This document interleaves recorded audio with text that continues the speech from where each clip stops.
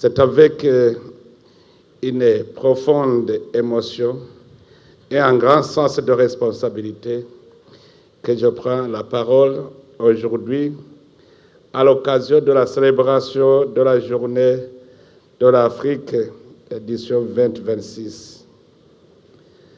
Cette journée représente bien plus qu'une simple commémoration historique. Elle symbolise la mémoire collective de notre continent, l'héritage des luttes menées pour l'unité africaine, ainsi que l'espérance d'une Afrique forte, digne et prospère. Excellences, le 25 mai 1963 demeure une date majeure dans l'histoire africaine. Il y rappelle le moment où les peuples africains ont choisi de renforcer leur solidarité et de parler davantage d'une seule voix. Depuis l'organisation de l'unité africaine jusqu'à l'Union africaine actuelle, le message reste le même. L'Afrique ne pourra relever durablement ces défis qu'en restant fidèle aux idéaux d'unité, de coopération et de fraternité entre ces peuples.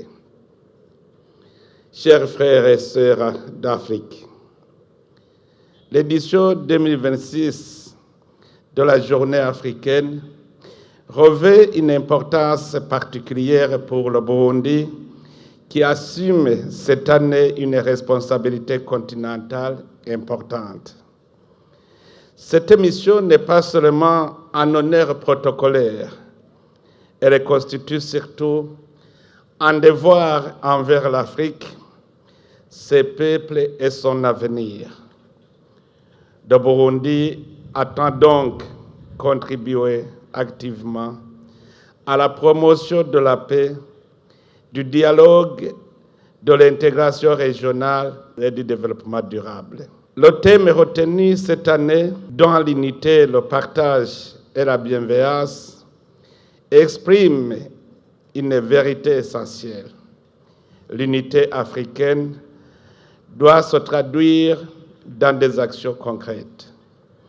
Elle doit protéger les plus vulnérables, soutenir la jeunesse, renforcer la solidarité entre les nations et promouvoir le bien-être des populations. Le panafricanisme ne doit pas rester un slogan. Il doit devenir une méthode d'action et de transformation. Les activités organisées à cette occasion, que ce soit les activités culturelles, sportives, académiques, diplomatiques et humanitaires, témoignent de cette volonté de faire de la Journée de l'Afrique un moment de mobilisation citoyenne et continentale. Je tiens à remercier beaucoup ce groupe de tambourinaires qui a bien voulu y mettre des ingrédients pour effectivement célébrer cette journée. La solidarité envers les populations réfugiées accueillies au Burundi montre également que l'Afrique unie doit être une Afrique attentive à la souffrance humaine. L'Afrique aujourd'hui a besoin de s'émanciper. Et s'émanciper signifie pour moi s'autosuffire dans les besoins essentiels. Ceci est possible d'autant plus que l'Afrique possède d'immenses potentialités lui permettant de se développer et par conséquent s'émanciper. Notre continent dispose de ressources naturelles abondantes, d'une richesse culturelle exceptionnelle, d'une jeunesse dynamique et résiliente et d'une vision commune portée par l'agenda 2063. Cependant, elle demeure confrontée à plusieurs défis majeurs: les conflits armés et le terrorisme, le chômage des jeunes, les inégalités sociales, les effets du changement climatique, les insuffisances éducatives et sanitaires, ce qui justifie notre dépendance économique. Mais face à ces défis, nous n'avons pas le droit au découragement. Pour moi, le défi est une opportunité qui s'ouvre, car nous avons affaire devant nous. L'Afrique doit croire à ses capacités et en ses propres solutions. Elle n'est pas condamnée à subir l'histoire. Elle doit plutôt l'affronter et devenir l'actrice de son destin et construire son avenir grâce au travail, à la stabilité, à la coopération régionale et le développement du capital humain implique directement la santé. Le thème annuel de l'Union africaine pour 2026, consacré à la disponibilité durable de l'eau et au système d'assainissement sûr, mérite une attention particulière, car l'eau, c'est la vie. L'eau n'est pas seulement une question technique. Elle est liée à la santé, à la dignité humaine, à l'éducation et à la paix sociale. Le manque d'eau et l'insuffisance des infrastructures d'assainissement aggravent les maladies, les tensions et les vulnérabilités climatiques. Au Burundi, cette réalité est bien connue. Les inondations, l'érosion et les effets des changements climatiques touchent directement plusieurs communautés, notamment autour du lac Tanganyika. En soutenant ce thème continental, le Burundi souhaite rappeler que les grandes ambitions africaines doivent répondre aux besoins réels des populations dans les villes comme dans les campagnes. L'agenda 2063, à cet égard, une véritable feuille de route pour la transformation du continent. Il porte la vision d'une Afrique prospère, inclusive, pacifique et influente dans le monde. Cette vision doit se concrétiser à travers des politiques favorisant l'éducation, l'innovation, les infrastructures, l'intégration régionale et la participation active des femmes et des jeunes. Excellences, Mesdames, Messieurs, il ne peut y avoir de développement durable sans la paix durable. C'est pourquoi l'objectif de faire taire les armes demeure une priorité pour notre continent. Chaque conflit détruit des vies, freine les investissements, affaiblit les institutions et détourne les ressources qui devraient servir au développement humain. Faire taire les armes signifie promouvoir le dialogue, la médiation, la diplomatie préventive et la coopération régionale. Cela implique également la participation des jeunes, des femmes, des leaders régionaux religieux, des chercheurs et des communautés dans la consolidation de la paix. La paix se construit non seulement dans des forats internationaux, mais aussi dans les écoles, les universités, les médias et les familles. Je voudrais m'adresser particulièrement à la jeunesse africaine et burundaise, vous qui représentez une force essentielle pour l'avenir du continent. L'Afrique a besoin de votre intelligence, de votre créativité, de votre discipline et de votre engagement. Elle a besoin d'une jeunesse capable d'innover, de produire des solutions et de servir le bien commun avec responsabilité. La nouvelle bataille pour l'émancipation africaine concerne désormais la souveraineté intellectuelle, scientifique, technologique et économique. Nos systèmes éducatifs doivent former des jeunes capables de transformer les ressources africaines, de développer la recherche et de participer à la modernisation du continent.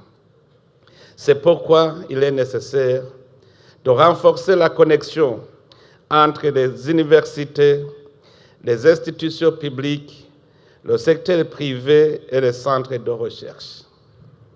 Les compétences numériques, les filières scientifiques, l'entrepreneuriat et l'innovation doivent devenir des priorités stratégiques pour l'Afrique de demain. Excellences, Mesdames, Messieurs, l'Afrique que nous voulons doit également être une Afrique de la culture et de l'identité. Le Burundi est fier de son patrimoine culturel, notamment du tambour royal reconnu au niveau international. La culture représente un instrument d'unité, un facteur de cohésion sociale et un moyen de rayonnement international. L'Afrique ne doit pas seulement exporter des matières premières, elle doit aussi valoriser ses récits, ses langues, ses arts, sa musique, son cinéma et ses créations culturelles. Les industries culturelles et créatives peuvent devenir un moteur de développement économique et de fierté collective. Aussi, la dimension humanitaire de cette célébration mérite d'être soulignée. Les initiatives prévues en faveur des réfugiés et des populations vulnérables traduisent l'esprit de solidarité africaine. Une Afrique unie doit être une Afrique qui prend soin de ses peuples et refuse l'indifférence face à la souffrance humaine. Le programme de cette édition 2026, symposium, exposition, rencontres diplomatiques, activités culturelles et sportives, traduit cette ambition de faire de la Journée de l'Afrique un moment de réflexion, de dialogue et d'engagement collectif. Excellences, Mesdames, Messieurs, malgré les difficultés auxquelles notre continent fait face, nous devons garder confiance dans l'avenir de l'Afrique. L'unité africaine ne signifie pas l'effacement de nos différences, mais leur mise en valeur dans un esprit de solidarité et de coopération. Cette unité doit également être économique. Ainsi, l'Afrique doit renforcer les échanges intra-africains, développer ses infrastructures, soutenir la transformation locale de ses ressources et promouvoir des chaînes de valeur régionales. Une Afrique forte est une Afrique capable de produire, de transformer et d'innover pour elle-même. Nos peuples attendent de l'unité africaine des résultats concrets, l'accès à l'éducation, à la santé, à l'eau, à l'emploi et à la sécurité. C'est pourquoi nous devons passer des déclarations aux actions visibles et mesurables. Le Burundi, pour sa part, entend poursuivre son engagement pour une Afrique plus unie, plus stable, plus éduquée, plus créative et plus résiliente. Notre pays souhaite contribuer activement à la paix régionale, à la promotion de la jeunesse, à la valorisation de la culture et au développement durable. Chers jeunes d'Afrique, chers jeunes du Burundi, je vous invite à faire cette journée de l'Afrique un moment d'engagement personnel et collectif. Engagez-vous pour la paix, pour le savoir pour l'innovation, pour la protection de l'environnement et pour le développement de notre continent. J'invite également les diplomates, les universitaires, les partenaires techniques et financiers, les opérateurs économiques, ainsi que toutes les institutions publiques et privées à renforcer les partenariats concrets en faveur de l'eau, de l'assainissement, de l'éducation, de la solidarité et de la transformation africaine. Le message que nous adressons aujourd'hui au monde est clair. Après des années de la décolonisation, l'Afrique ne demande pas la charité, elle demande le respect. Elle veut prendre pleinement sa place dans l'histoire et construire son avenir selon ses propres réalités et ses propres valeurs. Chers frères et sœurs de l'Afrique, lorsque l'Afrique est unie, elle devient forte. Lorsqu'elle partage, elle devient plus juste. Et lorsqu'elle prend soin de ses peuples, elle devient plus grande. À ce jour de mémoire et d'engagement, réaffirmons notre fidélité aux idéaux de l'unité africaine, notre attachement à l'agenda 2063, notre volonté de faire taire les armes et notre confiance dans la jeunesse africaine. Et pour conclure, je tiens à remercier le groupe diplomatique africain accrédité au Burundi, les Nations Unies, les partenaires au développement, les sponsors ainsi que tous les services mobilisés pour la réussite de cette célébration. Nous implorons Dieu à bénir et à accompagner tous les intervenants pour la réussite de cet événement.